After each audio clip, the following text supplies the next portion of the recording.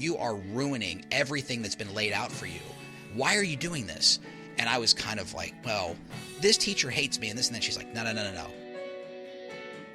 But she just kept plugging away at her mission. Hey, listen, she probably had this sense of purpose and like, I'm gonna save this kid. Live today with Mayor Pete Williams of the city of Riverside. Best dressed guest you've had. Absolutely. You look damn near respectable. And you're putting me to the test. My character, my integrity, and my questions will lead the way. We'll see. Well, I'm sure the kind of busy days you have, it's a big variety. And, it's often like it's what systems normal, all we know, FU'd, snafu, another day. Yeah. Right? And it's interesting because just that concept of like, we're here on this planet doing stuff, getting things done, find a role that we can assimilate into and even hopefully really do great things. And then when you're gone, somebody else falls in a role. So that was one of the things. I'm just saying that it's off the top of my head when I said organic conversation. This is going to be very organic. Yeah. And it's a big thing with me is really following something with you're passionate about. Mm-hmm. And so we want to get into conversation. Imagine Fitting is all about mentors, experience, learning, being open to new things, and hopefully helping people maybe gather a couple nuggets from our conversation. I've always say that I really don't know what I'm doing here. I have no idea. But I have to believe that with just sincere, long-form conversations about mentors, healthy lives, and community, I think everybody's basically could agree on that. And I think there's going to be nuggets in the conversation. You never know when you're listening to a podcast or listening to something at a time in your life that it just like kind of click. Yeah, when it'll hit you. Yeah, and it pushes you over the edge, supports your decisions if something you were questioning about or not whatever. But it's for me, it's all about really finding your passion. We're here on a very short period of time, and I believe it's like make the best of everything. My what do I define? How I define life? The essence of life is purpose, gratitude, and love. So those are what I kind of run on. And I believe in the better good. I'm just an internal optimist, call me. But today, I want to get into just learning more about you and your story. And usually we start here. Do you prefer Peter or Pete? Pete's fine. Pete's what everybody's always called me. Okay, Pete. Pete, I usually start like, hey, where were you born? Where do you call home today? And, what was family life like growing up, like what your parents did and stuff? Yeah, I had a fantastic childhood. I wouldn't trade it for anything at all.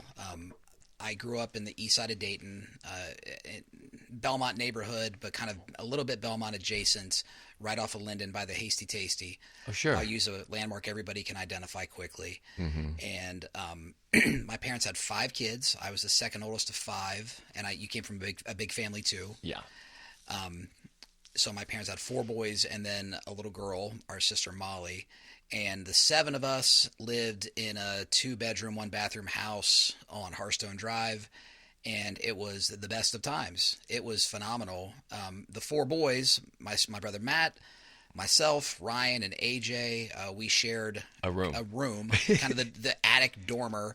Okay. Cape Cod's in East Dayton. You can turn the attic into a dormer, as my dad said, by putting wallpaper on the wallpaper up. It's finished, kids. It's a bedroom now. But I get how's the temperature up there? It was warm in the summertime because we didn't have air conditioning like many folks didn't. Sure, back in that day, yeah. Yeah, it just wasn't something that everybody had, especially houses that were built. That neighborhood was built largely in the 20s, pre-Depression. You'll discover I'm a local history nerd to a fault. That I'll take some exit ramps. And I'm going to quiz you in a bit here, but I love it. But growing up, we lived on a street, on a block of a street, 1600 block of Hearthstone, that had not one but two RTA stops, one on the north corner and one on the south corner. And at night in the summer times, we'd have a box fan on one window, and the other window would just be open to get some air in. And you'd hear these buses go by at night, and if it was the trolley, you'd hear like because it would hit the wires would hit the top. And if it was one of the diesel buses, if it was stopping, you'd hear the big air brakes. And then it would wake us up, and we'd run to the window with streetlights. The street at night was almost like a living room. It was so brightly lit. Got it. And we would look at the window and kind of sneak out. What is that? Who's out there? Right. And it was like an extension of your home. Like what you could see out was like, hey, this is where we live. It was just a part of the view shed that you just, it was kind of part of your life. And like, who's right there right now? And I think about that stuff because of how different my wife and I have three sons, and how different their lives are compared to that. Right. And I didn't have a crazy eventful childhood, just like a fun one. It kind of living in a mostly urban environment, but riding bikes and things like that. My parents were pretty young when they started the family. They graduated from Carroll High School in 1977. Then my brother Matt was born in 1978, and I was born in 1979. So my parents had a lot of kids. Kind of by the time they were 25, they had 5 kids. And my dad worked at a grocery store called Lafino's. If you've been around a long time, you remember Lafino's. I remember Lafino's. It was like, you know what it was? I have to say this. It was like Lafino's. What kind of name is that? Oh, it's an Italian or something. It was. Go ahead. Yeah. It was like, oh, that's cool. Founded by Dominic Lafino. Yeah. So my dad worked at Lafino's, a job that he started when he was 14 as a night stocking shelves at night. At Little Lafino's, there was 2 Lafino's, one on Dayton Xenia, and then the Superstore on 35 in Fairfield. Yes. So when he was 14, he started stocking shelves at night because he paid his way through Carroll. My father did when he was a kid, and he worked his way up to store manager. So my parents had 5 kids, 1 car, and my dad was a manager at a store, and he would get Sundays off, and he'd get a random weekday off. Got it. So the car being at home wasn't always a car there. Right. Like, hey, we're just going to jump in and run somewhere. It was a little bit different, but there again, when that's what it wasn't right. That's all you know. We weren't deprived. You adapted. Yeah. You had to do logistics and timing and like, okay, this is our plan. You have to make plans. Yeah. And on really hot days, we'd walk to the Daybell Theater, and it was 75 cents for a matinee, and we'd sit in the air conditioning. We'd do that for the express purposes of sitting in air conditioning. Exactly. And my mom would walk us up there, and my youngest brother, and my little sister, they would take naps there, watching whatever daytime matinee they were running in the summer. Nice. So it's one of those, when I look back, it's like, wow, what an idyllic childhood, even though, my parents were pretty young. And, resource-wise, I think about, as I mentioned, my wife and I have 3 sons. My wife and I both went to college. We both, we kind of made it, and we didn't have children until we were 10 years older than my parents were when I was born. So my wife and I started having children when we were 29. Mm-hmm. And it's, our kids are in Catholic grade school, Catholic high school.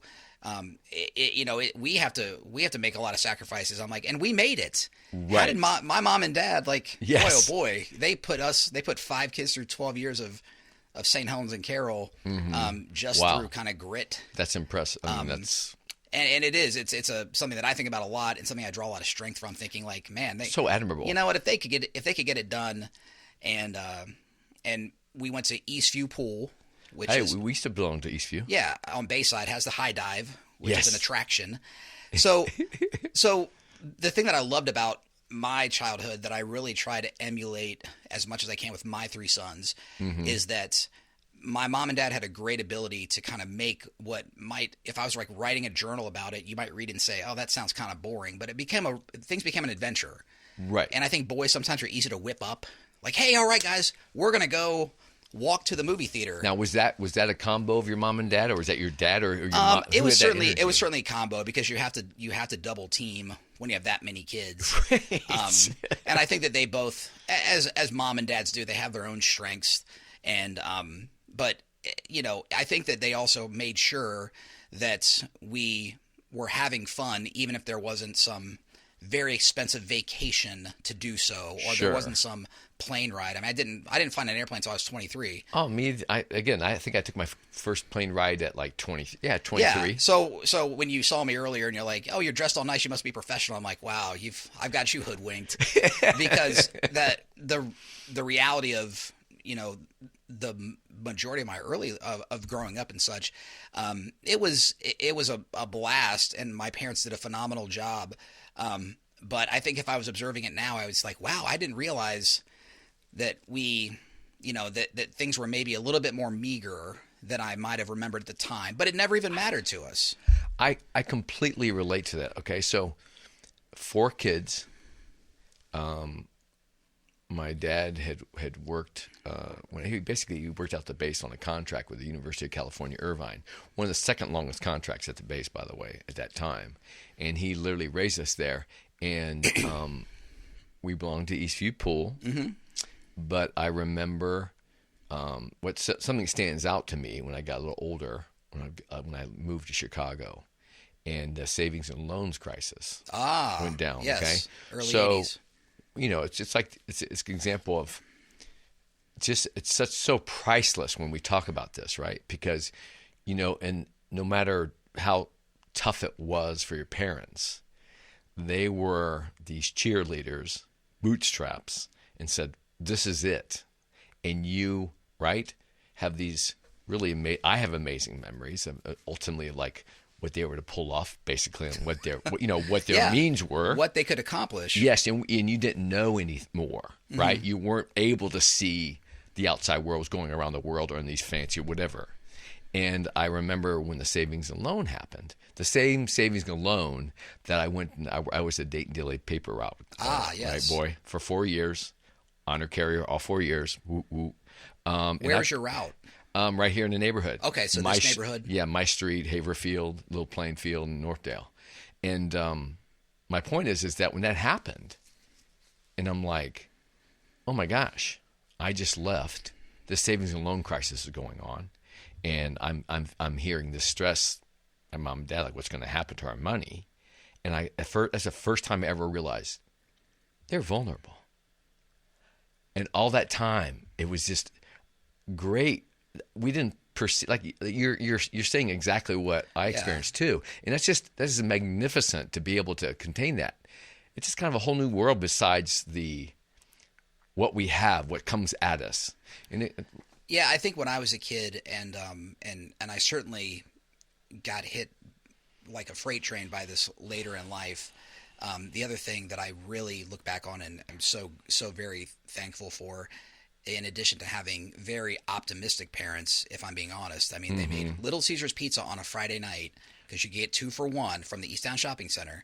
That was the equivalent of going to Luger's Steakhouse in New York City, right? And watching TGIF on ABC. Yeah. So my parents building up to that every week, like, hey, but we're going to get pizza on Friday, and you can you can drink some pop too. We got a hook for you. Okay? Yeah, you can do there's a little bit more here. Okay.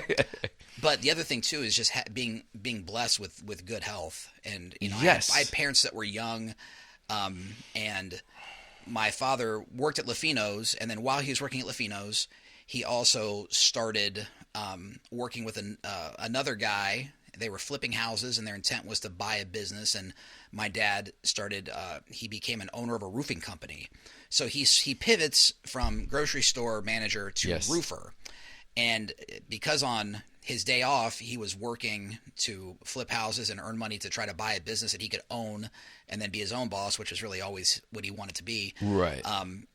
My dad, when I was 10 years old and going to ECU Pool, every other dad looked like me. My dad looked like Roberto Duran. He looked like a boxer because he was burning so many calories, and he stayed in shape, and he was 28 himself. Did he play like sports? Was he like a natural, like, was he gifted? Yeah. I mean, he played, both my mom and my dad were athletic. My dad in high school, football, wrestling, and baseball. Okay. There you go. And then the other thing too that I try very hard with my sons is we were active a lot, and we were active with our parents. My mom was a very good runner. My dad was kind of good at a lot of things. Sure. And the premium, really, as I think back, the premium was on doing stuff, not just, hey, we're going to drive somewhere and sit and watch a movie. We're going to go outside. We're going to go ride bikes. We're going to do that kind of stuff. So that was something that we as kids, we're going to throw football. We're going to throw baseball. Right.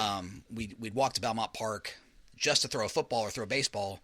And it never occurred to me like, we could do this in the backyard, but we walked to Belmont Park to do it. Right. That open air, it's almost like you're walking into an arena. Yeah. And as a kid, Belmont Park had a big cachet because that's where I played Little League Baseball. Right. And you wanted to make it to Park Day, which was the championship Saturday at Belmont Park. So Belmont Park meant something. Like, well, listen, guys, this is Belmont Park. We don't mess around here. There's no scrubs at Belmont Park.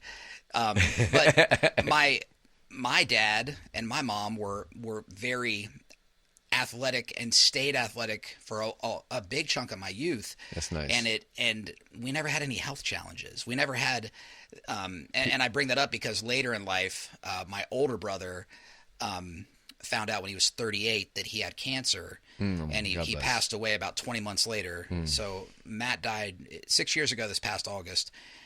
He was a year older than me, and we were shared a bedroom till I was 17. He was 18. So my brother Matt found out at stage 4 he has pancreatic cancer, and the hardest part of that, honestly, which was again 6 years ago, was trying to figure out. Well, nobody's ever been sick. Like we've all been. I had young parents that were running around with us. You're almost probably going, what? Yeah, like I don't even have these muscles to work. I don't even have these. I don't even know what to do. And I remember telling my boss at the time, I worked at Wright State University, and I remember telling my boss, like, my brother's got this stomach thing, and I don't know. He's got to go to a specialist or something, and I don't know what's going to happen. And I said, it's weird because we've never had to deal with this. I never had like, oh, your little sister has diabetes, so be careful. Or remember that your aunt is a hemophilia, whatever. Or there's an oxygen tank over there with grandmother. Be careful. Right. It was just, hey, game on. Right. It was a kind of a battle royal every day. Right. But when you have good health, you just assume that it will be that way. And thinking about your savings and loan comparison, you think things will be okay because they always have been. Right. And because that precedent's there, well, wait a minute, it's always going to be okay, right? Mom and dad aren't going to lose the house, are they? They can't do that, or so-and-so can't really be sick. And I remember thinking when my brother and his wife were saying, this is bad, I was like, that can't be. It can't. And I would look at my brother Matt, and pancreatic cancer doesn't present a lot of symptoms until you're usually at an advanced stage, unfortunately. And just kind of looking at him and saying, you're fine. Dude, come on. You're fine. Right. That just eternal optimism, like no matter what, we're going to like be okay, and that strength of optimism and no matter what you face. Yeah. And when you have in my case at that time, I was 38, I'm 44 now, I'll be 45 in December. In my case, I was just kind of like the whole computer program that had been my way of thinking my whole life had been, yeah, there's some ups and downs, but I mean, you're going to live till you're in your mid 80s. You're going to live to be old and gray. And that's just kind of how it goes, right? Because a lot of people in our lives, aunts, uncles, grandparents had been able to live nice, long lives. And you just assume like, well, this can't be in the script. This must be right. This can't be right. Yeah, and occasionally you'd hear from somebody would, right, like your brother, like all of a sudden. Yeah, all of a sudden. But you'd think, well, that won't be us, right? Because it never had been. There wasn't any muscle memory to well, how do I deal with this, or how do I process this, and that's where the idyllic youth that we had, and I think I probably have, not probably, I certainly I have rose-colored glasses thinking about living at 1662 Hearthstone Drive as a kid.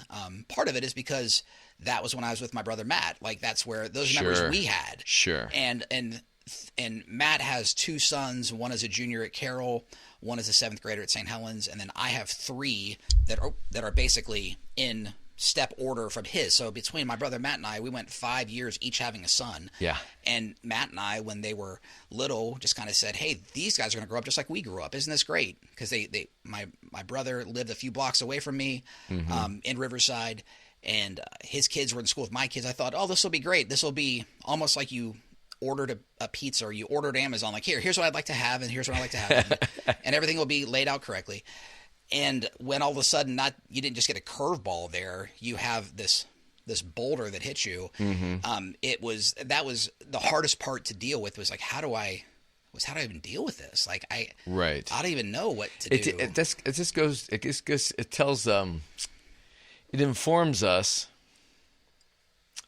It informs us, like, not only like how, basically comparatively, once after you get older and you start having real challenges, and that sense of optimism, it can both be a real plus and minus in terms of sometimes how to deal with it. But it's just, I find it as obviously a blessing to rather have, that kind of upbringing, that sense of wellness and tight, having all those kids and making it a real, it's just a different time where you were just so interactive, and a good time was being together.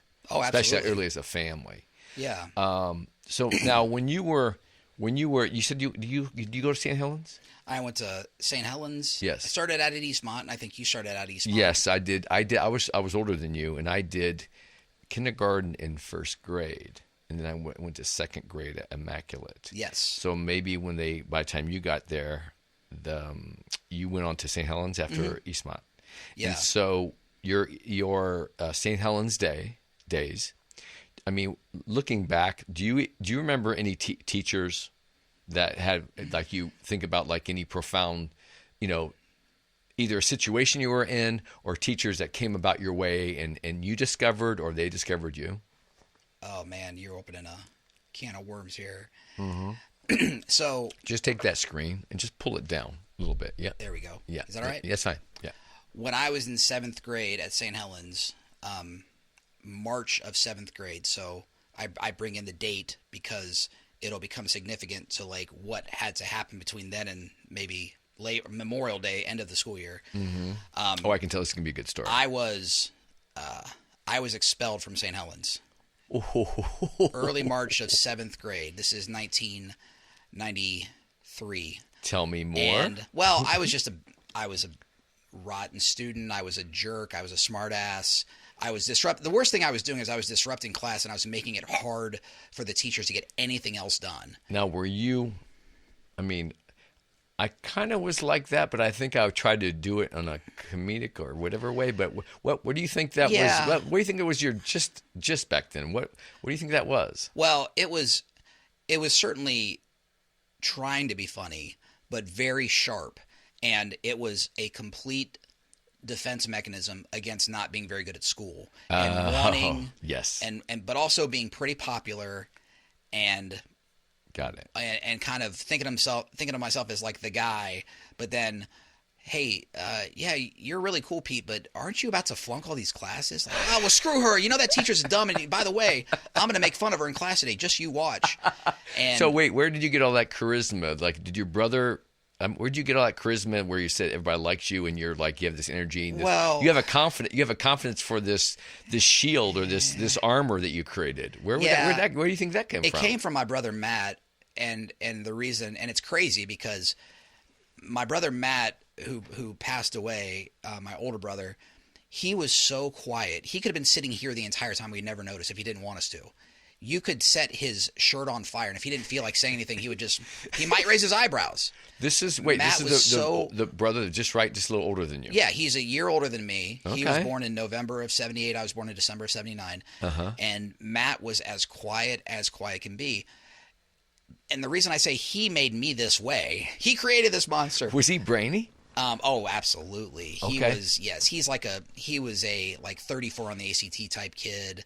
And that also built into me being very angry and aggressive to my teachers because he was a year ahead of me at St. Helens. Yes. So I have vivid memories of being in 4th grade and, okay, Sister Carolyn asked me, go up to the board. We're going to go through long division. And I'm trying to, like, I don't know how to do this. Right. And then she would say to me as I'm facing the chalkboard and all the students are staring at me, Pete, I don't get it. Your brother Matt figured this out right away. And I remember like almost physically seizing up and thinking, I'm going to faint. I'm going to faint and fall over. I didn't have, I had 4 years between my brother and 2 years between my sister.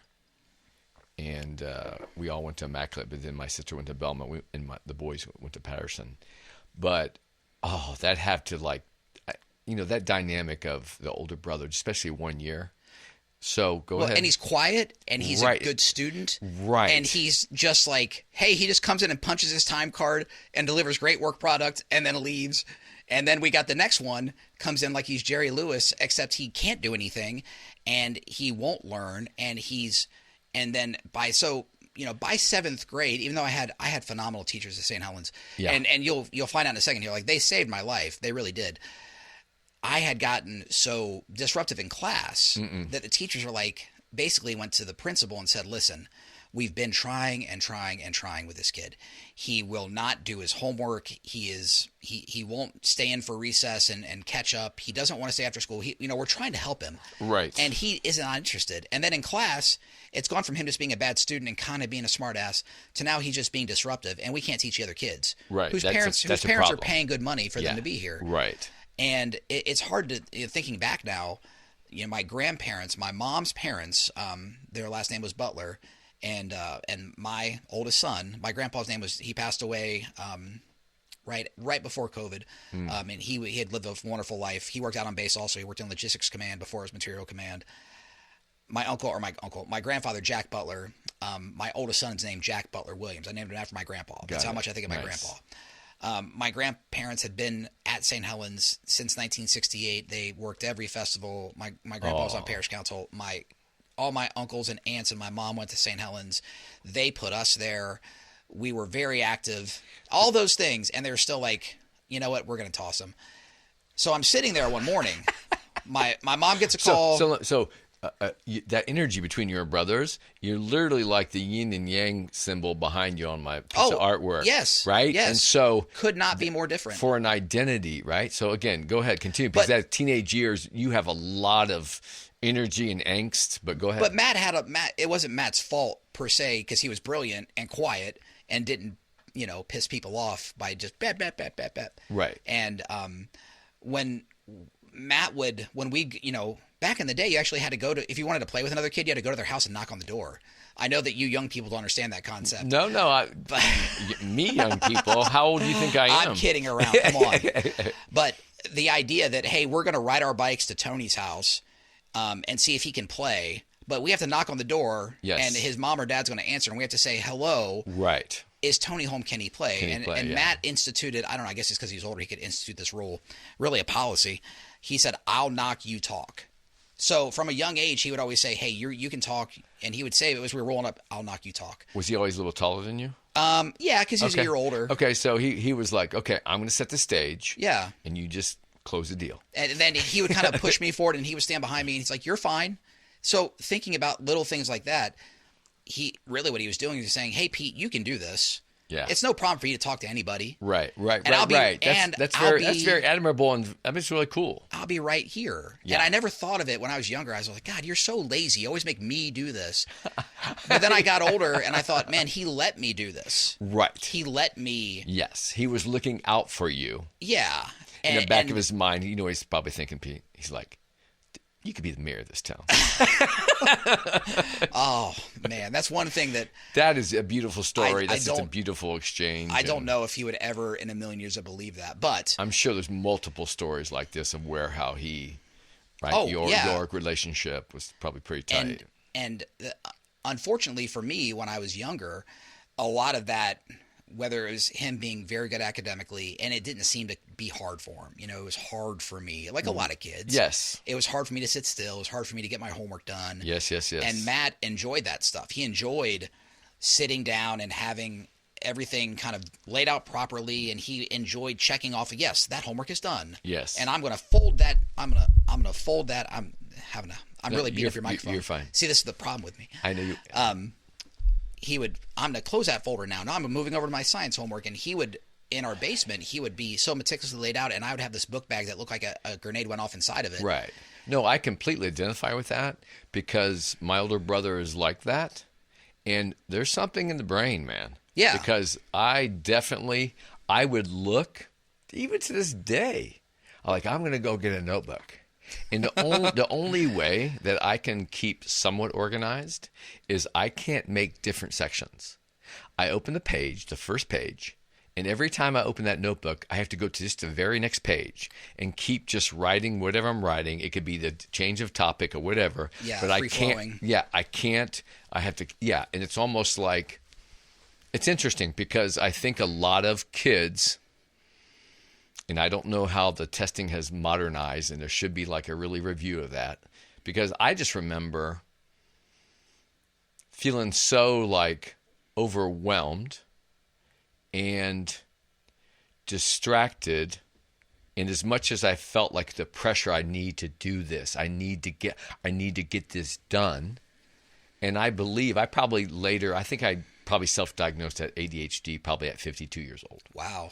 But what I found in that process, what I found early, which helped me back in the day, was to gain focus, confidence, and concentration, and compartmentalizing things, and it was my own body and working out. Yeah, and so that physical almost output, getting some of that, you almost have to burn some fuel. So there's enough. Right. Now we can go into focus mode. Before we were just in fire alarm mode. Right. We just have too much energy. Now, when you're at school, so let's get back to why were you expelled? Okay, so I was expelled for a number of reasons, all of them good. The academic performance, the disruption in class, and really not only that, when they basically said, hey, listen, you're on your last strike here. I remember there's the principal at St. Helens at the time, they had the Sisters of Notre Dame, Sister Jane Funch, said to me in the hallway after she was sending me back to the classroom. I'd been sent to the office. She sent me back to my classroom like, listen, you're on your last strike, Pete. That day at recess, I kind of get into a fight or kind of start a fight, like throwing a football at somebody. Yes. And kind of throwing it too hard on purpose, and it hits them, and then they get mad. I'm like, well, then do something about it. Boys being boys. Right. And get into a scrape, and the gym teacher who's the playground monitor, who's actually still at St. Helens, Mrs. Simmons, she pulls us apart, and she's like, all right, to the principal's office. I was like, oh no, like that's the only place I can't go. And I remember walking in and looking, and she looked at me and she just shook her head, and I thought, well, she'll just blow off some steam. And then the camel that broke the straw that broke the camel's back, whatever. Yeah, and it wasn't a straw; it was a 2x4. So listen, did you ever get suspended, like that first level suspension? Then you didn't, but you got expelled straight away? Well, they didn't do suspensions then; they did detention. So like you've committed this many detentions. Got it. And that they called my mom and said, we want you to come in for a meeting tomorrow morning before school. And she thought like, okay, this is going to be, we're going to put them on this plan, and it's double secret probation. And she even said, when she walked in and saw that everything, like the paper was signed. Oh boy. In front of her. And she's it's like a done deal. No, this is a done deal. And the parish priest signed off on it. Father DeLuca signed off on it. So tell me, the dynamic that, okay, you're in the office, your mom shows up, comes into the office, right? She's going to come to, yeah, we come in school. Together because we've been called in for a preschool meeting. Oh, and so what went down there, and then what was that, what was the result of that? So this is like where the story gets pretty crazy, I think. Sister Jane, the principal of the school, lived on campus, very much like Immaculate St. Helens had a convent where a number of the nuns who were teachers in the school lived. Right. So Sister Jane, and then there was two more very important people, Sister Helen Goubeau, who was a third grade teacher, my third grade teacher, and then Sister Mary Hyde, who was my first grade teacher. They all lived together. Sister Jane had processed my papers the afternoon before when I went over to Father DeLuca. Here's what we're doing. Pitching you about. And then that night in the convent, that was the discussion when they were having dinner. Sister Helen Goubeau and Sister Mary Hyde said to Sister Jane, the principal, their boss, really. Yeah, yes. Listen, give us one more chance with Pete. Give him detention every day for an hour with us till the end of the school year. And if he misses one, you can throw him out. And Sister Jane at first said, nope, he's out of here. And then the next morning, they asked her again at breakfast. And she said, fine, we'll do it. But just so you know, he'll come for a day or two. Then he'll miss a day, and he'll have a story. Then he'll miss another day, and then I'm done. And they said, that's fine. That's fine. Yes. So, sisters, we walk in, and my mom and I sit down, and my mom's presented this paper, and she's like, of course. What? Right. That's it? Yeah. And Sister Jane said, I had every intention of asking you to leave, and if you weren't going to leave, we were going to expel you, which you don't want on your record. But, however, I was there. But, however, and she looks at me, however, Mr. Williams, there are a few people that I live with who seem to think that if they give you one more chance, that you somehow can be redeemed. Oh. Well, yeah, she used the word redeemed. Yeah. And I'm like, this seems kind of serious. Redemption. This seems pretty serious. So they kind of lay out, and this is like, this is in the month of March, because I remember like, oh, okay. You have an hour detention every day, and my mom, I would take the bus home. My mom's like, no, you're walking from now on. I'm not helping you out at all. So my first thought when the conditions are laid out, you got to do an hour detention every day with Sister with Sister Mary, first grade teacher, Sister Helen, third grade teacher, and I love Sister Helen. She was a great. When I was in her class, I had a great time. She really reached me, but despite even that, great spot she had on my all-time list, this put her on a different level of greatest of all time. Mm-hmm. And the reason being, they lay out these conditions like, okay, man, I kind of skated an hour over there. See, at St. Helens, they have two buildings. Underneath the church, there's little kids. Right now it's pre-K through third. Got it. But they had first grade through fourth grade in the classrooms under the church. And then they have the main building, which is the older kids. Right. In the main building, they have a junior high wing. So I had kind of matriculated up to big man on campus. Right. And I was like, I'll go over to the little kids building. I'll hang out for an hour every day, shoot the breeze. Ooh, and look at you, little conniving Well, I devil. Immediately was like, all right. You were even working the system while you're getting your sentence. Yeah, absolutely. I was already like doing the math in my head. So did they see the writing on the wall, and how did you escape all this whole? Well, I didn't escape because the first day I walk into Sister Helen's room like ready to high five, like, hey, all right. And the first time I heard a nun curse, and she was in my face. I mean, I thought she was going to beat me up. I mean, I really did. Right. And she was like, why are you trying so hard to F this up? And I was like, you can't talk like that. And she said, I need to, because you need to hear this. And she was so direct. You are ruining everything that's been laid out for you. Why are you doing this? And I was kind of like, well, this teacher hates me and this and then. She's like, no. And she got right in my face and she said, listen, you're coming here every day. You're mopping floors. You're cleaning bathrooms. You're not going to enjoy this. You're going to hate this, but you're not going to miss. If I have to walk over there at the end of the school day and hold your hand in front of all your friends and walk you across the parking lot into my classroom, oh my goodness, I will do that. And at what that was moment, her name again? Sister Helen Goubeau. Okay. And shout out to Helen Goubeau. She passed away in 1994. About 18 months later. No one knew at the time she had cancer. She probably knew, but she just kept plugging away at her mission. Hey, listen, she probably had this sense of, obviously she's a nun, purpose, and like I'm gonna save this kid. Well, and I don't even know that I deserved it, but she was just not. And Sister Mary, the first grade teacher, bless her heart, was kind of the good cop. Yeah. And every other day or every few days, I could go down there and like, yeah, you can just clean the erasers and but don't miss. So I served my sentence, and then you made it to 8th grade. I made it to 8th grade, and then I got I flew right enough, and thinking about your nephew Ian, there were so many things about Ian, because Ian and my nephew Jake went to school together from 4th grade through senior year of high school. So I got to watch Ian grow up also, and I was Ian's coach, and I saw so many there were so many times when I would look at Ian and think like, yeah, I remember exactly when he was a 7th grader, 8th grader, 9th Right. grader. Like I remember exactly where I was, where he is now. Right. And I wouldn't pile on like, hey, I know everything about what you're going through, because I didn't know exactly. But I said, course. listen, Ian, I've been in that neighborhood. I know you're the big man on campus. Everybody likes you. I get it, man.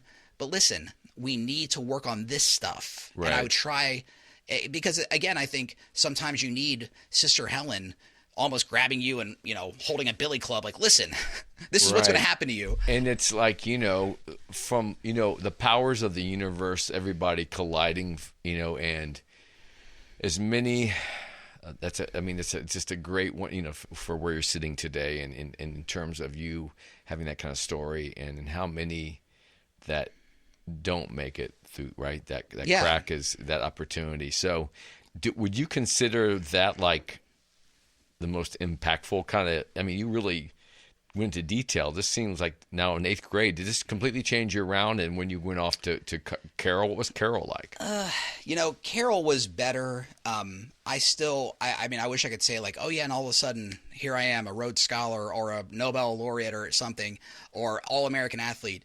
There was still certainly, I feel like I wasn't, because I had been years, by the time I got to 7th grade, I was 13, and I had been behind my brother Matt, who was good at a lot of stuff, especially things teachers like, quiet, achievement. Sure. Or like, focused, it still took me a while to break out of that. Hey, it's okay.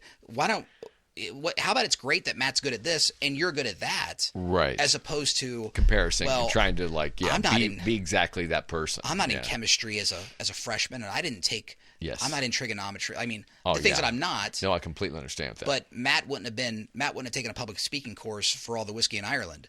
So right. Okay, maybe there's two sides of that coin, and that's okay. Yes. And it's interesting. It's interesting because at that time, there was basically you're a certain level of brain, or you're being able to get by, or some other extreme of like you're just not really present, or you want to be Mr. Popularity, trying to distract and be the athlete or something. So it's interesting because I remember back in the day, it's like, okay, you were either like, were you really smart, were you very athletic, or were you cool or trying to be cool? Yeah. And if you weren't either one of the athletic or brainy, and it's like, oh, how can I try to be cool? Well, I'm trying to search out the group of like, we're the coolest group that I can actually slide into, and where is that pecking order? It's an interesting dynamic, and again, it's powerful in terms of our peers and that peer pressure and all, what we knew as when we were growing up. Now, were there any did you have any major kind of experiences in Carroll that helped affect your career path where you are today? And were you always? You seem, what do you call it? You're very charismatic. You have a lot of energy.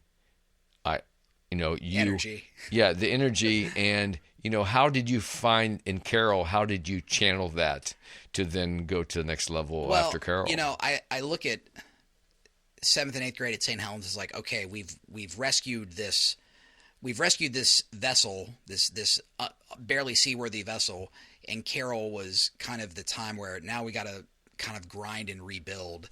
And Carroll was hard, man. Academically, sure. Oh man, I heard that. I was just telling a student this morning, because I work at Carroll, but I'm not a teacher at Carroll. I'm the head of fundraising at Carroll, which is really the job I was born to do because I love the place so much. But in Carroll, we have it's called the house system, and I don't know if you've heard much about this from Evan, or if Evan ever talked about this, or if Ian ever talked about this. But so at Carroll, you don't have homeroom every day. Like when I was a student in high school, homeroom was after first period. It was like 10 minutes long. You'd hear announcements: pictures are tomorrow. Turn in your forms. Or got it. Remember to turn in. So we have homeroom every day. It was usually with people in your class, so a group of freshmen are in a homeroom together, or a group of seniors are in a homeroom together. When I was in high school, that's how it went. So about 7 or 8 years ago, Carroll modified a lot of how their community interacts, and they moved to what's called a house system. So the house system is the school is divided into 6 houses, And there's about, let's say, 700 students at Carroll. So there's about 120 students in each house. And every house is made up of 6 homerooms or family rooms. So in family room, you get to family room your first day of freshman year, you're not with 20 freshmen. You're with 4 freshmen and 4 sophomores and 5 seniors and 5 juniors. Oh. And from the very first day, every day of the week, like today was Tuesday. Tuesday's your academic day. So everybody has to get out their grade sheet, fill out their grades, and myself or the teacher in that room have to initial that we check them. And we say, hey. Right. So, accountability. Yeah. Tuesday's academic day. Monday, we call it table talk. There's like one topic. That's wonderful. It's phenomenal. What year did that take place? They started that in 2017. So it would have been right around the time that Evan was a freshman or sophomore. Right. And then Ian was a freshman or sophomore. Yeah. But I tell you, I didn't. When it was explained to me, they're like, well, have you ever seen Harry Potter? It's like Hogwarts. They have these different. Yes. I'm like, gangs? It sounds like gangs to me. It's almost like they're compartmentalized communities with a mixed bunch of. And that's the most. Of years and maturity and that's the most important part. Right. That's a social dynamic. When I got to Carroll, I came from a school like St. Helens, which sends a lot of kids to Carroll. And I had an older brother at Carroll, but if my circle was this big when I got to Carroll as a freshman, by the end of freshman year, it was maybe this big. It hadn't gotten that much bigger. Yeah. It was basically That's interesting. Other freshmen, kids that played football, maybe Right. 1 or 2 kids that I had more than one class with, but it wasn't huge. I was never going to go to I wasn't going to go to a sophomore and talk to them. And my brother was a sophomore. I certainly wasn't even going to look to a junior or senior and think that I could say anything other than, let me get out of the way for you. But at Carroll now, the house system, from day one, like we have 5 freshmen in our family room right now. From the very first day, they have upperclassmen there that it's programmed that they talk to you every day. And it's not like, hey, you got to go talk to this kid. No, it's today we're doing table talk. So every Monday's table talk. And there's like some real consistent structure. Oh, yeah. And Tuesdays, and the reason academic template. Academic days are great because if there's a kid, and I saw it happen myself, my very first year there's a kid, we're doing grade check, and there's a kid who's, hey, your grade's really sliding in this class. Right. Hey, what's going on? Well, I just can't figure out. I'll make up a name because I don't want to say the teacher's name. Yeah. I can't figure out Smith. Yeah. And I'll say, hey, and I observed the teacher do this. Who had Smith when they were a sophomore? 3 hands go up. They're all seniors. They're all girls. They're all pretty. Yes. We had Smith. Yes. All right. Well, Billy can't figure this out, and they come over and help him. And Billy's like, oh, I just need to make sure I talk to Smith before class or ask them after class. And then 2 weeks later, Grace starts to turn around. And not only did that kid get help, they learn how to self-advocate, and they learn efficacies around. Yeah, in collaboration.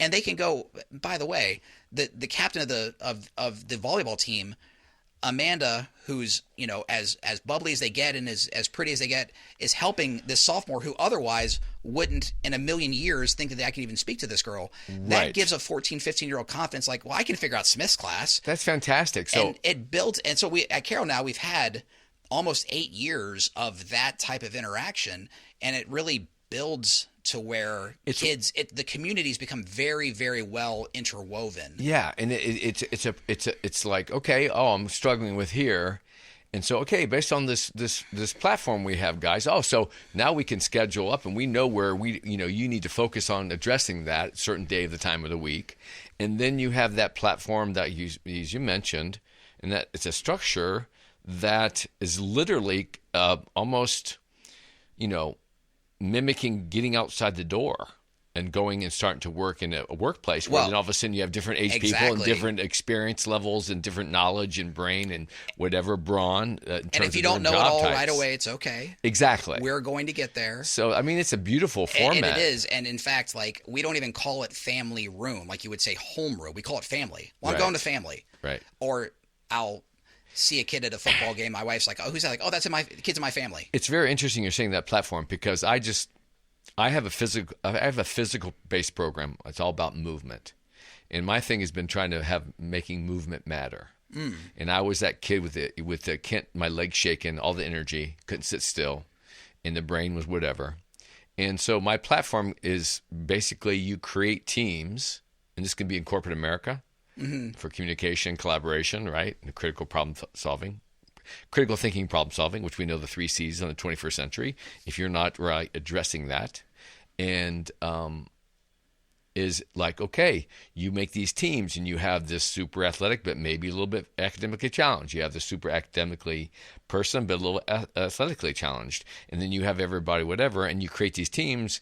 And the concept is that when you repeat an action, and we talk about something like, oh, your mother was born in 1938, okay, March. And then all of a sudden, okay, I pick up this glass, March 1938. And whatever, and I pick up that glass 6 times. Okay, I'm going to remember March 1938. So that repetitive neural response of just kind of that structural repetitiveness, but also in action. So I'm having conversations with various nonprofits right now because as we see around us, there's a lot of mental health. I created my program years ago, and it was basically a fitness program for young kids to teach them how important the house is, our posture, our person, right? Our presence. And then I was challenged by a guy named Phil Lawler, God bless him. He was one of my mentors, and he said, go back to drawing board. I want you to figure out how you can apply that to educators and other subjects. And you could make that turn into something really real and valuable on a level that is basically almost addresses what I was challenged with. Because I was a smart kid. I wasn't dumb. I just, for whatever reason, if I had all this extra energy and anxiety, can't concentrate, then you're just bubbling around everywhere. And then, so anyway, my point is now my program I'm getting interest from the program because even corporate America and communication, they're trying to train young kids so that are challenged, that type thing. But I threw it back at them. I said, listen, don't you sit around all day and work on your computer, and then you go have some long ass meetings and sit on your butt for 4 hours, and people are trying to be awake and eating really bad food they brought in, whatever cheap, whatever it is. And I'm like, hey, how about if even you as a facilitator, how about I teach you? How about we use you in your team? You're trying to address this team of people that have problem concentrating. They need better awareness of social skills and their knowledge of training them on the computer and be ready for a resume and be able to know how to talk in an interview and all that kind of stuff. How about if I show you my program by saying, let me show you how I can make you stronger, you more good at your job, to be able to do what you're looking to do. And I'm going to create this vehicle. So I've been in the conversation down at the arcade with a nonprofit called Empower. Okay. And it's basically, it's all about, I guess the state of Ohio, it's all about work development. Yeah, workforce development. Workforce development. So they're very intrigued because I never in a million years thought when I created this program in 2008 that it would be a potential like we'd have this mental health, this anxiety, right? Right. This mental health thing is kind of like almost a self-fulfilling prophecy in terms of the combination of I left advertising when I was young and got into fitness because I was using my creative energies to basically deliver propaganda to practice. And, top clients were bad food, alcohol, cigarettes, pharmaceuticals, all the things I didn't align myself with. Yeah. But that being said, goes back to the passion of people focusing on being able to structure and identify like what Carroll's doing. That's genius. And I'm hoping that my efforts with all my experience and what happens with the brain when you do movement and when you are in an act of balancing, trying to control your weight and space. So anyway, that being said, I wish that was something going on back in the day because I can see it in my eyes now looking back like that would have been so much more powerful. Now what we did have powerful at Patterson was the whole thing of getting a job in cooperative working places and 2 weeks on, 2 weeks off, and you would end up having a mentor if you're lucky, a boss that was older than you. And you go into a work environment, you're meeting the secretary and the professor. I worked for Wright State Kettering Center, behind the memorial. Oh, yeah. Right behind Next Memorial Hall. Club. Exactly. And I worked in there in the print shop. But I also had interactions with professors and, secretaries and accountants and all that. So it was a dynamic where all of a sudden, you're 17 years old. When you're kind of a grown-up. Yeah, kind of. Yeah. You're kind of coming out of that. And it's a structure like, okay, I can make some money And now I'm going to learn all these people, these various ages and these positions are going to be all these little mini mentors I'm going to roll by every day. And now I'm a part of another big family. Like, wow, this is neat. You know, I'm still living at home. And it was very powerful. And that's the one thing that was very cool. Now, when you, let's jump into like, you know, did you have any, I mean, your resume, your information that people see in the show notes is amazing. You are not, you know, you definitely got yourself busy. Do you remember any moment that you were like, have you always been, I mean, when I read the notes. Speaking of propaganda. Well, you know, we play the game and the structure we were given and to be able to generate opportunities. And I'm a big believer that opportunities are created by, and we say like good luck. You can create your own luck. Oh yeah, you manufacture events. Yeah, you can grind it out a little bit. Are you?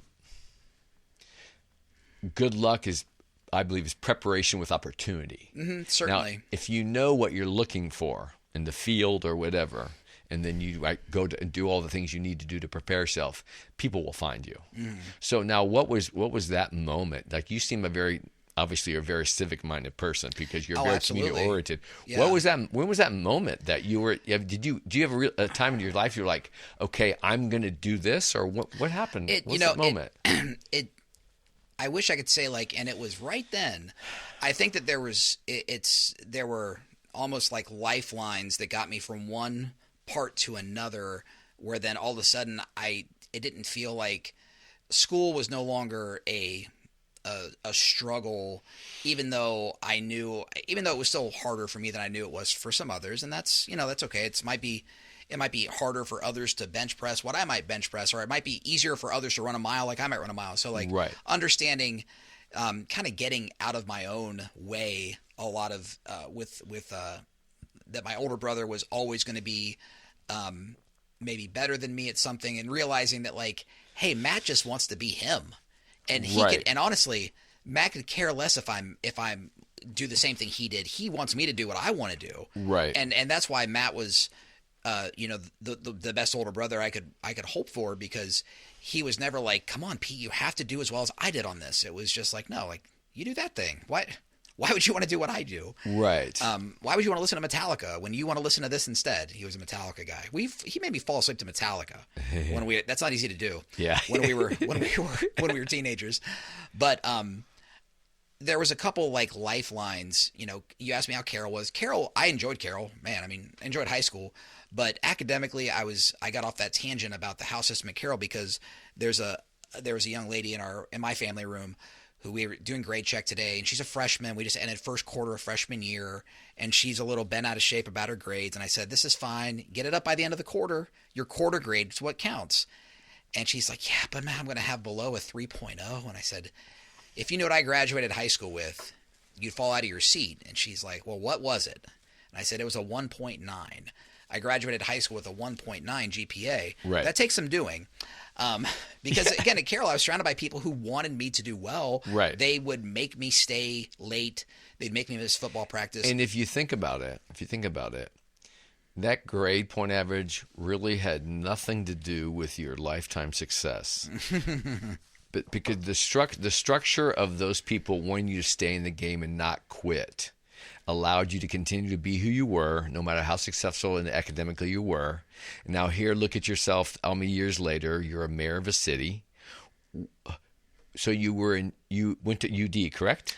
I started at Sinclair, though. You went to Sinclair. Yeah. Excellent. We love Sinclair. And Sinclair was, my God, talk about a place that I praise to the high heavens every time someone brings it up. And I try to tell as many people how proud I am to be a Sinclair alum, because Sinclair was such a wonderful place for me. I went twice in my life. Yeah. So all my friends that I graduated high school with, they're going away to college. They're talking about their scholarships, and they're talking about this and that, and all the things that would cloud my mind when I was younger, thinking about my brother Matt being so academically astute. And I'm like, well, here's all my friends, and then what am I going to do? I'll just be the wise ass that's always makes them laugh, but then they go on to achieve. And then sure, when you're at Sinclair, especially as an 18-year-old, And keep in mind, like, my parents have 5 kids. They can't just make sure Pete does what he needs to do. It's like, hey, listen, kid. Right. Self-responsibility. We got you out through. there. We got you through 12 years of Catholic high school and grade school, and that ain't easy. Right. When my dad's hauling shingles and now get your shit together. My mom was cleaning houses so that we could have this opportunity and working at a daycare center, and going to Sinclair. And the best thing about that, though, there's a handful of professors, and I feel bad that I can't name them. I can certainly name the ones I had at UD, but they would make these little comments that always stuck with me, like, wow, geez, you're here every class. You're doing all the readings. And I'm like, isn't that what you assigned? I mean, isn't that what? Right. So that kind of regimented Carroll education, like, hey, this isn't an optional homework assignment. This is your homework assignment. That last push out of Carroll, no matter what your grade point average is. It's because professors, and we know this, they will spend more time with somebody that keeps, right? You fall down, keep trying, keep going, keep trying. And that wherewithal, when you really want to learn, I think it's a super valuable lesson and realization. Like, no matter how bad it gets, you just keep going and be determined, because, I don't even know how the word failure itself, it's like, you don't know what success is if you don't have failures. Well, right. And right. Like, you don't have anything. And a lot of times failures bring clarity. And sometimes a failure needs to be like, it's almost like a smack in the back of the head. Well, or, a wake up. Exactly. Now, when you got to UD, where were you in your career when did you know that you were like, okay, this is my launch, like, I'm going to go over for here and try to go get a career that way? It was when I when I was finally at the point of college where I could take classes that I enjoyed. And for me, that was political science. When I was a kid. Why do you think that was? Well, because you always find, and I have a son like it right now. I have my 3 sons. One of my sons he loves history. He likes looking at maps. Like, that's my brain. If there was a map up right now, I would just stare at it. I got a world map over here, so anyway. I have something better. I have just through divine providence, I came into possession of a map of the city of, it's really Montgomery County, but it's the city of Dayton from 1920. Yeah. And it's probably about as wide as the piece behind you and about 8 feet tall. Wow. And I say it's my most prized possession. That includes my sons and my wife. I love this map. And it's an authentic map from a company called Solaris. It was a civil engineering company that made maps. The paper feels like the Dead Sea Scrolls. It's like parapet paper. And it's up in my front room. Probably made with hemp.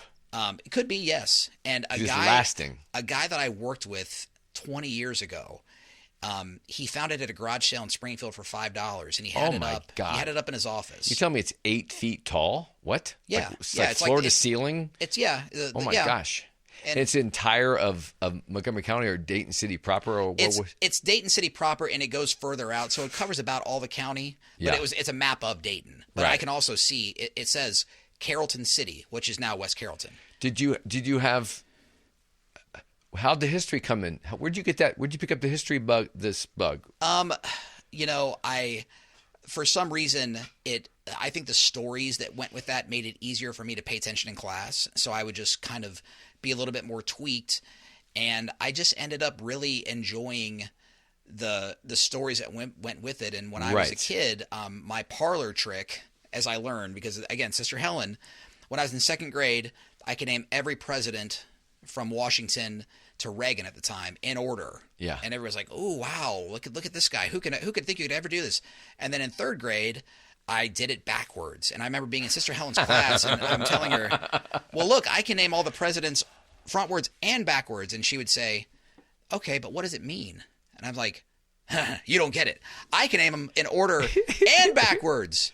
And she would say, "I don't get it. But what does it mean? Right. Tell me what that means. What's the point? What are the stories? What's the significance?" And I was like, "Oh man, my fastball ain't working." And she would challenge me to dig more. And it just so happened that was in 1988. I know that because it was the 25th anniversary of the assassination of John F. Kennedy, and there's a lot of news programs at the time when you only had a couple channels. Yes. And I would just kind of watch a few, and I got really intrigued by John F. Kennedy, and you'd learn, well, he was the first Irish Catholic president. Yep. And on my mom's side, she's Irish Catholic, so I'm half Irish Catholic. I don't look at it all, I get it, but I tell people I'm Irish Catholic, like, yeah, right. But I was determined, okay, well, I'm going to be the second Irish Catholic president. That's what I'm going to do. I'm going to be president. And how old were you? 8 years old. Yeah. 8 years old. And then I would just... I'm going to be a president, a comedian, or in jail. Yeah. Or all of the above. Or the mayor of my town. Yeah. And you know, there's no cell phones, there's no computers, there's not really TV. Sure. So because... You can put your hands on something, especially a map is probably so a map, engaging. and then I got a book for Christmas that year. It was like, you know, all about our president. So I would just read that and consume that. And, you know, there's a real value to having the printed word in front of you. And I read a lot of comic books too, but having that, I just really absorbed it. And that's something that when I remember that tendency that I had, I would stay up at night because I couldn't fall asleep and I would just want to read my president's book. Yes. And what worries me is, like, I see my kids doing that with this, like, just kind of absorbed. I'm like, is that just garbage in? It's, you know, when this is what we're doing here is we're learning about your story, and that in communication for any person, I don't care what level of intelligence, when you're telling a story and you can deliver knowledge with characters and experiences along the way. And that's why I think podcasts are so wonderful. Absolutely. Because, you know, it's almost like, you know, reading, you know, when you said you go and you watch these programs that are doing these more in-depth investigations and on the various historical happenings. And then obviously the brain is kind of like, wow, you can ingest it, you live it. It's almost like you're reading a book and you're walking through as a character within the story. And that is basically that's straight out mythology, which is a whole other story. But like I found a book called The Power of Myth with Joseph Campbell. Between Joseph Campbell and Alan Watts, this is it. Those are my guys in terms of it's all about stories, storytelling, and the rituals. Right? Storytelling is the act of describing a ritual, the act of the ritual, right? The making it alive again. And the fact that, you know, I love the statement that Joseph Campbell makes. He's like, okay, you hear everybody saying, what is the meaning of life? He said, well, hold on. You're asking the wrong question. Because no matter where you know, what time in the world you're born, no matter technology or whatever, civilized society or prehistoric days, you had to you woke up every morning, you had to eat, you slept, right, and you had, you know, end up family relationships and, you know, sustaining yourself, and you're living, right, in essence, breathing. But some things never change, you know. There's life and there's death. Yeah, that's cycle, right? You can't change that. All the vehicles that propel us forward are part of our world as we experience that. It gets down to be primal in nature. Right. That's why, you know, it's going to be so beneficial. Why are they saying, oh, they got to get the phones out of the school? Because these are little dopamine distractions of instant gratifications of whatever, like this, multiple, and you can't concentrate. Well, what Joseph Campbell said, the question is, what is that whatever person needs to probably be asking themselves, which when I heard it changed my whole perspective. And it was, what is the experience of being alive?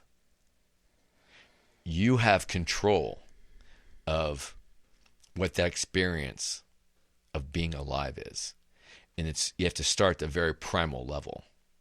And then you can't be distracted with one of the reasons why I left advertising. Because I found myself at 28 years old, what do I want to be remembered for? Yeah. What's my purpose? What do I want to put in my grave? I was to ask myself through my reading in my own self, trying to discovery search, is like, okay, what's the meaning of life? Okay, what do I want to be remembered for? Well, I'm not here very long. I remember sitting at the edge of the Grand Canyon after like a breakup. I almost got married at 23 or something. It was the best thing we didn't do. But, I'm looking at the Grand Canyon, and I'm just looking at how vast it is. I'm sitting on the edge, just reflecting. I go there like on Thanksgiving Day. Wow, I know everybody in the entire country is sitting around with their families. Yeah. And I'm like thinking, I see this, just a little level like this is probably 100,000 years. I'm like, I ain't nothing. You're not even I a ain't speck. this speck. I'm in this moment. So what is the experience of being alive? Am I going to decide to take control of my experience? And how will I succeed with that? Am I answering what I really, really, what means the most to me, not what society expects from me and how they want me to go about delivering what is supposed to be, it's limiting. So as soon as I found that, it was just enlightening because I just had to realize like I'm in control of this. Life's hard. You're going to struggle. I don't want to be one of those guys like, oh, I'm on top of the ladder. I made it. And discover I'm on the wrong ladder. Oh. Or you believe you're on a ladder and it gets pulled out from underneath you. Yeah. And it wasn't even your ladder. You were offered this or convinced that this is the ladder for you and this is what you need to do to be happy or have a fulfillment in life. So, yin and yang, good and bad, dark and evil, black and white, all polarity. And this is what we deal with every day. Like, how you're going to, right? Failure and success. Yeah. So, And I think the best answer when you're asking about like, what was the kind of moment, and I've been in my mind going through these as you were outlining that Grand Canyon analogy. There was a guy named Jim Brown who played a little bit of football for the Cleveland Browns. If you're cursed to be a Cleveland Browns fan, as I am, yes, it's a terrible thing. You can only hear about guys like Jim Brown who are the best that ever do it. But I was watching an old NFL films. We grew up Browns fans. My dad was a Browns fan, and in the late '80s, mid to late '80s, the Browns were really good, and that was when we kind of came of age watching football. Was that Bernie Kosar? Bernie Kosar. Yeah. And my dad's name was Bernie. So. Okay. So he's like, ching ching, let's go. Yeah, and he said that I was named after Pete Rose, and he probably was accurate when he told me that. Okay. He passed away while my brother was going through chemo because he just couldn't handle all that. Oh, God bless, man. God bless. So he died, and then my brother died about 11 months later. But I didn't mean to make it morbid. No. But, it's life. But it's Brown, life, like man. that's why, as bad as Browns are, I and my wife's a Bengals fan, which is awful. I said, like, I can't, this part of me I can't take out. It's just there because those are our best memories when we were kids and the Browns are good and everybody in the house is happy. Yes. But I was watching the old NFL films and it was Jim Brown talking about when he realized how athletic he really was. And then there was a coach that said, hey, just, because he was African-American, he was in upstate New York and he was always worried, like, I don't want to go too hard. And he had a coach that said, listen, you go as hard as you can. And his quote was, when he said he didn't want to go too hard, he'd hurt somebody, and then he would, because he was African American, he would be castigated. He was not like almost trying to be a considerate football player. Yeah. Oh my gosh. Too much of a beast, and then who knows? How could you survive? So, but he also had to live in a different America that I didn't have to live in. Of course. And he said, when the coach told me that, a monster was born that day. Because then he became Jim Brown. He became the guy that you couldn't tackle, the guy that no matter how hard, how many times he'd run that day, he would still get up before anybody else would and jog back to the huddle. And you're like, man, how does he have anything more? So that beast was basically probably a very compassionate beast, and was right. It was wonderful to allow him to identify and then be able to okay, now I'm going to control that the way I need to. Yeah. And go forward. And I'm not going to be afraid to put everything I have into being good. Right. And I think so I go to Sinclair for 2 years. I get good grades, but I'm like, yeah, but it's Sinclair. I mean, I'm showing up to class and I'm doing the readings, and the professors are impressed that I'm actually here. And I was kind of thrown a little bit, and I'm going to transfer to UD. So I transfer to UD, and I swear to you, every day of every week of every month of every semester I was there, I thought, today's the day I get found out as a fraud. Today's the day they figure out. Right. That ultimately, like, underlying lack of potential confidence. Like, oh my gosh, how am I being here? I identify with that completely, and it took me a long time through self-discovery to just realize, like, I'm a pretty smart guy. I mean, I was so like, my confidence was whatever. I don't know what I was holding on to. Yeah. Well, you said earlier, like, you climbed the wrong ladder. And I thought, when you said that, I thought, man, when I was a kid, I was climbing the wrong ladder. I wanted to be the funny guy, the popular guy, because I was afraid to try to climb the other ladder. Like, what if I really buckle down and try to get better at this subject that I'm not very good at? And maybe I don't do as well as my older brother, or don't do as well as my buddies, but I'll still, hey, but I'm trying. So I get halfway through that first semester, and I'm nervous all the time. I have a midterm in political science, and I really enjoyed. I just loved I enjoyed the subject matter, so I really consumed it. Right. And I would, really come to class with all the readings done, and then I'd do some more, and I probably was a little bit intolerable, but it was like the first time I was like really enjoying this stuff. Mm-hmm. And after the midterm, the professor, he was a Marianist priest named Father John Putka, and he's like, "Hey, Williams, good job on the midterm." And I said, "Hey, thanks for saying that, because I was really nervous." And he's like, "What are you nervous about?" I said, "Oh, well, I didn't get very good grades in school when I was in high school. And then I transferred from Sinclair, and I just don't know if I fit in." And he's like, "Okay, well, where'd you go to high school?" And I said, "Oh, I just went, it's here in town. It's Carroll." And he's like, "Oh, okay. Yeah, Carroll kids." Sure. He's like, well, I'll take a Carroll kid. A Carroll kid's always prepared." And I said, no, you don't get it. I'm not very smart. And he said, "I didn't say smart. I said prepared, and I'll take prepared every time." Right. And then he just kind of walked off, and I was like, "Ooh." It goes back, right? Prepared. It goes back to the framework, and you have the tools.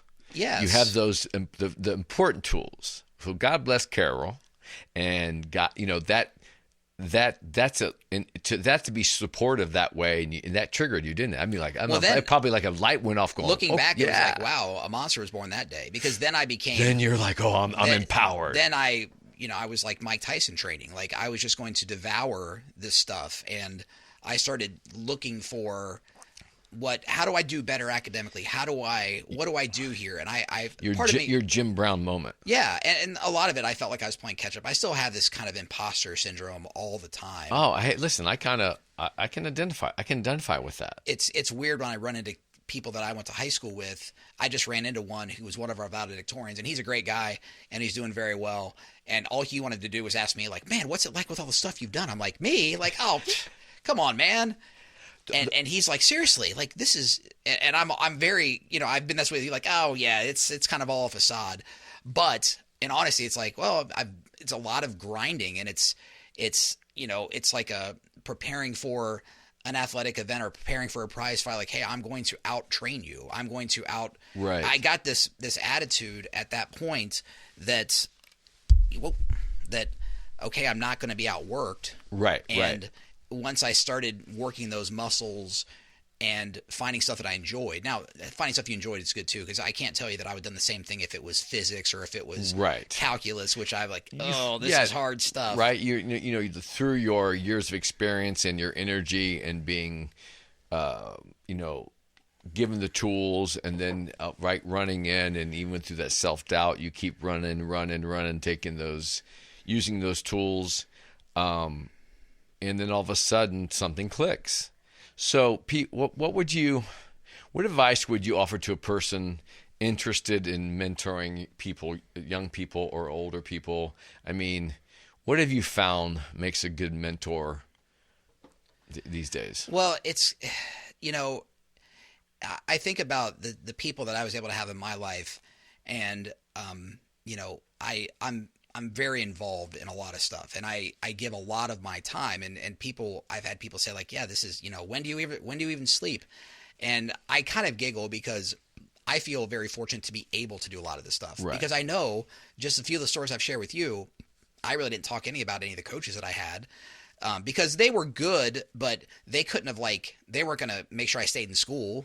They were going to, they had a good positive role in many cases. Right. But I really feel like I owe it to people. I owe it to the people that did it for me. They didn't have to. They could have said, all right, we've had enough of this wise ass. Right. But I think people that want to be involved, they have to, I think to be a good mentor, you kind of had to have been at the point. And again, I think about Ian a lot, and I think about the kids that were in his class that I got to be very close with through my nephew and through coaching them. I could say yeah, man, I was where you're at. I get it. And I might not be exactly where you are right now, but listen, you're going to thank me one day when I say, please make sure that you at least keep plugging away at this, or don't walk away from a sport as Right. a kid because you don't like a coach. Don't do that to yourself, or don't walk just because this teacher's a little bit hard. Okay, you're gonna have hard teachers. I get Right. it, but let's not throw everything away. I think sometimes you have to. I mean, I couldn't mentor an engineer. I couldn't mentor a physicist. Right. And but I think there are kids that I can mentor. Right. And I think part of it has to be authentic. They have to believe. You can't walk in and tell. There's some kids yeah, I don't believe you at all, man. You're not. You haven't been through what I've been through, and maybe I haven't, but you have to have some level of street cred. Yeah, it's interesting because I think for all purposes of educating myself on, I had multiple mentors. Sometimes we don't even know how much we're being mentored or influenced by various people. But the biggest thing I've come to understand is that I probably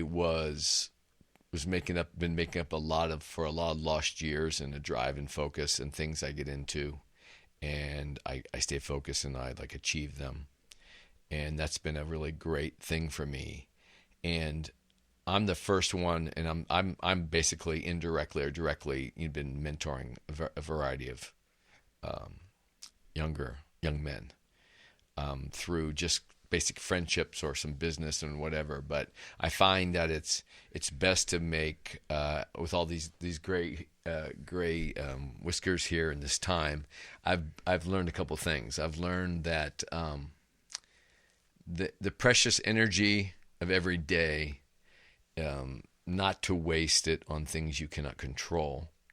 And when I speak to young kids, I gladly tell them, and I like to tell them all my highlights and some of my crazy experiences and the failures. Right. And especially the failures, and especially the heartache and the drama of that. And that's what made me that fortitude. So I guess in kind of, wrapping up here in my eyes, it's definitely keep trying, find that passion thing, that passion project. Keep your eyes open, because you never know where that next mentor's coming or that next nugget. And I get back to why I started this whole thing. Imagine fitting in is, I believe, I don't know what I'm doing here, but I know when I listen to stories, which we've been telling stories, that there's little moments, like I mentioned earlier, that you just never know when you're doing what, and when you happen to be listening to a story that's going to help propel you and prepare you for the rest of your life, or get you over a hump, or get your eyes open, or wake you up from maybe a distraction, or maybe even too comfortable. So Mayor Pete Williams, it's been a pleasure. Sorry to take so much of your time. No, not at all. I mean, I just blabbed the whole way. No, we can. No, it's fascinating. It's excellent, because I love the story, because I remember every single bit of your story right now. It was a great story, and it just goes to show you that there are a lot of people around us, and we don't realize, especially when we're younger, that really care. Their mission is to be there, and they do a lot of sacrifice in their own lives to be teachers, to play these roles, and to really think that they're going to do something. So, I'm sure, like you, pay it forward, right? And go from there, and just try to, again, that purpose, trying to sense of purpose, community. So yeah, well, I really enjoyed it, and I do have one question for you. I'm going to quiz you a little bit, if that's all right. One quick question. Sure. You went to Patterson. Yes. John H. Patterson, co-op. Industrialist, yep. What can you tell me about John H. Patterson? Well, it was actually pretty darn cool because it allowed me to be out of class every other 2 weeks, go work, use my personality and my ability and my people skills to see a little bit of the world at that age, and just it was just an interesting dynamic and prospect, because you didn't know for sure. Like if you ever, I decided I thought I was going to, went to advertising, commercial art technology, it was called at the time. I decided to do that at 14 years old. Wow. Right. I thought, okay. So, but that being said, life happens, it makes different changes and whatever. But in terms of like having at least an idea, we're at a starting point. And I think that's a powerful thing. Obviously, the John H. Patterson was started back in years and years ago in industry and vocation, all that kind of stuff. So things change. But I think it was a powerful mechanism for a lot of people. I just had a fellow student on as a guest, and I think many more people benefited from it, and that it fit the bill for situations. Yeah, as opposed to saying you kid fit one of these molds. It was come in and find what might fit you. Yeah, like be bold enough to go after it. To like, okay, this is what your interest lies. And let's be honest, sometimes those young kid dreams start at 6 and stay with us all the way through our lives. Yeah. Some all of a sudden you're like at 20, you're like, oh, and that's steer me. So Pete Williams, thank you so much for your time. And keep up the good work. Well, I appreciate that. I certainly will try. All right. And all right, kids, till next time, take care. Bye-bye.